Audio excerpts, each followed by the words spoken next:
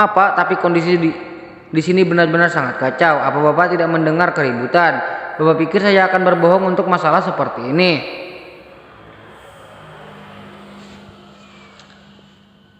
Dito yang berada di balik kemudi terkejut saat mendengar teriakan Rehan dengan mata yang memerah. Pikirannya melayang kemana-mana. Apakah Rehan kembali seperti dulu? Tapi bisakah dia berubah secepat itu? Aura di wajahnya sangat menyeramkan, apalagi jika mendengar suara bassnya ketika sedang marah.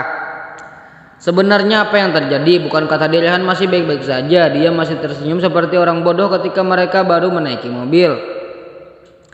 Ngebut atau aku penggal kepala Maudit? Dito menelan salipannya susah payah. Baik tuan muda, jawab Dito dengan suara yang sedikit bergetar. Astagfirullah, banteng gila ini sepertinya terjadi sesuatu dengan nona kecil.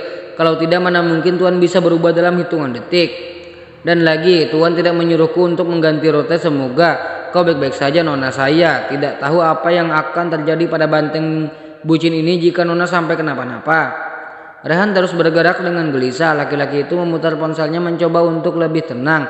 Namun bukannya lebih tenang, dia malah semakin gugup. Rehan kembali melakukan panggilan. Kali ini dia memanggil Aldi dan meminta Aldi untuk menemui Anggi di lokasi terakhir gadis itu berada. Rehan hanya berharap jika dia telat sampai di sana akan ada orang lain yang memperhatikan istrinya. Jika kita terlambat, yakinlah kau dan para bodyguard tolol itu akan mendapatkan apa yang harus kalian dapatkan.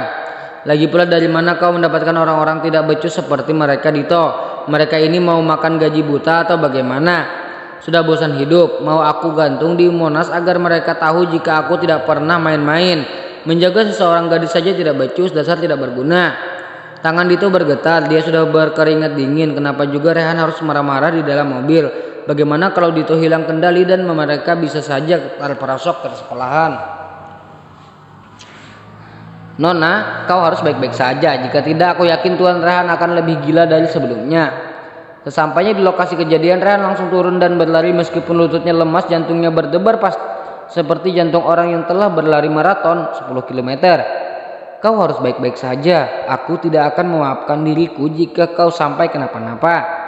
Rehan melihat kerumunan orang di depan sana. Tanpa menghiraukan apapun, Rehan langsung menyeruduk semua orang yang mengkerumuni dua ambulans. Dia menghentikan langkahnya tak kala mata elang itu melihat seseorang gadis sedang menangis meraung-raung sembari memegang sandal kedua tangannya. Bi, ucap Rehan lembut. Orang yang dipanggil berbalik. Anggi menatap Rehan sendu. Om Rehan, gumamnya dengan suara yang bergetar. Rehan langsung menangkap gadis itu dan saat Anggi berlari ke arahnya. Apa kau baik-baik saja? Ada yang terluka? Tidak. Rehan bertanya hendak menelisik tubuh istrinya.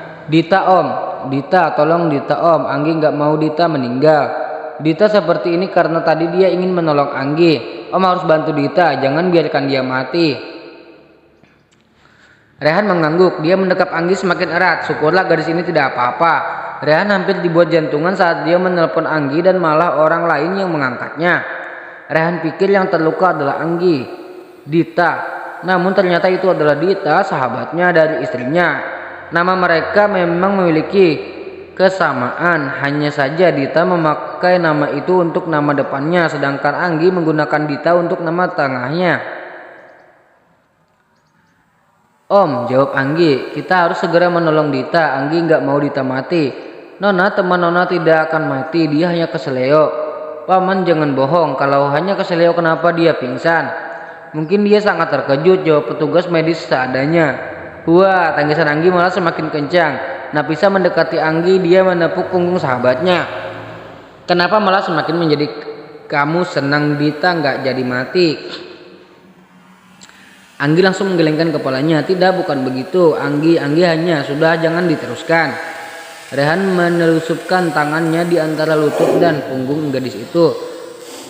Langkah besarnya membawa mereka ke sebuah kursi taman dan diikuti oleh Nafisa dari belakang. Wah, gadis itu sangat beruntung ya, dia suaminya atau kakaknya. Tapi kalau kakaknya masa sebegitu perhatiannya. Mana tampan banget, gagah, keren lagi. Penampilannya yang sempurna untuk dijadikan sosok suami. Orang yang berkerumun itu tidak sadar jika Rehan adalah sejenis orang yang sering berlalu lalang di majalah bisnis dan majalah fashion. Mungkin karena situasi saat itu sangat kacau, jadi mereka tidak terlalu memperhatikan dengan baik. Rehan menundukkan Anggi dengan hati-hati. Dia melepaskan jas yang dia kenakan untuk menyelimuti tubuh istrinya. Kakak, Aldi dan Bima langsung berlari ketika dia melihat Rehan dan Anggi dari mobil.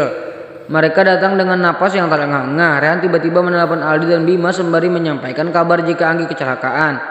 Mereka berdua mendadak gila.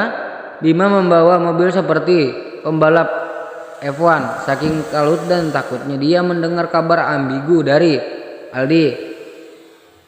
"Kenapa? Apa Anggi nggak apa-apa?" tanya Bima masih dengan wajah khawatir dan terkejut. Aku rasa dia hanya terguncang," jawab Rehan.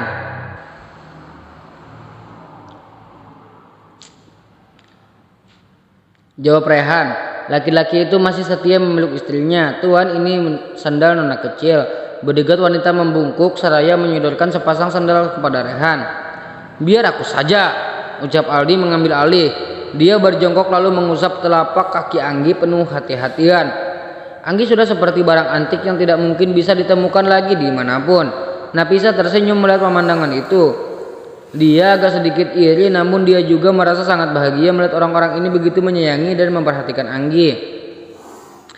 Apalagi melihat sikap Rehan yang seperti dewa pelindung. Tubuh besarnya masih memeluk Anggi dan berusaha menenangkan gadis yang kini masih tersenggukan meskipun tangisannya sudah menghilang. "Kak, ini." Bima menyodorkan air mineral pada Rehan agar laki-laki itu bisa memberikannya pada Anggi. Lagi-lagi Nafisa dibuat kagum dengan kekompakan tiga bersaudara ini. Mereka seperti tiga orang malaikat yang berusaha menjaga Anggi dengan penuh kasih sayang. "Ini untukmu." Bima menyodorkan air lain pada Nafisa. "Terima kasih." Bima hanya mengangguk. "Dito, kamu ke rumah sakit, urus keperluan bodyguard dan keperluan Dita. Aku tidak mengerti kenapa mereka bisa kecolongan seperti ini." "Baik tuan muda, kalian antar dia pulang." Rehan menunjuk Nafisa dengan dagunya. Saya belum mau pulang om, saya ingin menemani Dita dulu." "Anggi juga ingin menemani Dita om Rehan." "Anggi nggak mau pulang sebelum Anggi ketemu Dita." Rehan menunduk. Dita menatap mata Anggi untuk sesaat lalu mengacup kening istrinya sekilas. "Kita pergi sekarang." Rehan berucap sembari memangku Anggi untuk masuk ke mobil Bima. Nafisa merasa kurang nyaman duduk di sebelah Rehan, tapi orang itu malah terlihat cuek dan terkesan tidak memperdulikan sekitar tangan kakarnya masih memeluk tubuh Anggi. Dia juga sesekali menciumi puncak kepala anak kelinci Dita dan Nafisa yang ada di pangkuannya. Nafisa hanya tidak tahu jika Rehan sedang bersyukur karena Anggi baik-baik saja. Sampai sekarang pun jantungnya masih berdegup tidak normal. Lo mingkeng aja, gak mau menjelaskan apa yang terjadi Aldi menodong Nafisa dengan ucapannya tak kala dia melihat Nafisa hanya duduk terbengong seperti orang bodoh. "Jangan marahin Nafisa, Aldi." Anggi memukul kepala Aldi dengan kepalan tangannya. Rehan tersenyum. Gelagat Anggi menunjukkan jika dia baik-baik saja. "Dasar anak ayam, main pukul aja. Kamu pikir kepala aku ini gong? Flashback." Anggi, kedua orang itu berteriak bersamaan tepat ketika Dita dan Nafisa menarik tangan Anggi. Mobil dari arah lain datang dan menabrak mobil yang tadi hendak menabrak Anggi, namun ketika kejadiannya sangat cepat, salah satu dari mereka sedikit terserempet. Mobil hitam milik bodyguard Anggi. Karena mereka berpegangan sangat erat, mereka bertiga jatuh seiring dengan terdengarnya suara tabrakan mobil kala itu. "Brok," Anggi memekik. Dia memejamkan matanya berusaha untuk kembali bangun. Namun Dita berada di atas tubuhnya. Dia menggulungkan tangan menggoyangkan tubuh Dita, tetapi orang itu tidak bangun. "Dit, jangan bercanda. Bangun Dit." Anggi mulai panik. Begitupun dengan Nafisa. Dia bangun dan merangkak perlahan agar dia bisa membantu Anggi dan Dita. Nona kecil tidak apa-apa." Bodyguard wanita yang ditugaskan untuk menjaga Anggi berjongkok lalu menyingkirkan Dita dari tubuh Anggi. "Tante, jangan begitu sama teman Anggi." Anggi menepis tangan bodyguardnya. Dengan sedikit terhuyung Anggi kembali merengkuh tubuh Dita dengan mata yang berkaca-kaca. Dita nggak bangun." "Bangun bagaimana? Ini siapapun tolong Dita." Sejak saat itu Anggi terus menangis membuat semua orang yang kala itu melihatnya merasa sangat kasihan. "Aku harap gadis itu baik-baik saja," ucap salah satu saksi ketika menyaksikan kejadian itu. "Tenang dulu, aku yakin Dita nggak apa-apa. Jangan nangis ya." Nafisa berusaha untuk menenangkan Anggi, namun gadis itu sama sekali tidak mau mendengarkan dia. Gak apa-apa, jangan nangis ya. Nafisa berusaha untuk menenangkan Anggi, namun gadis itu sama sekali tidak mau mendengarkan dia. Sampai ambulans tiba, Anggi masih menangis sesenggukan. Ketika dia hendak berdiri, kakinya kram karena tadi memangku Dita cukup lama.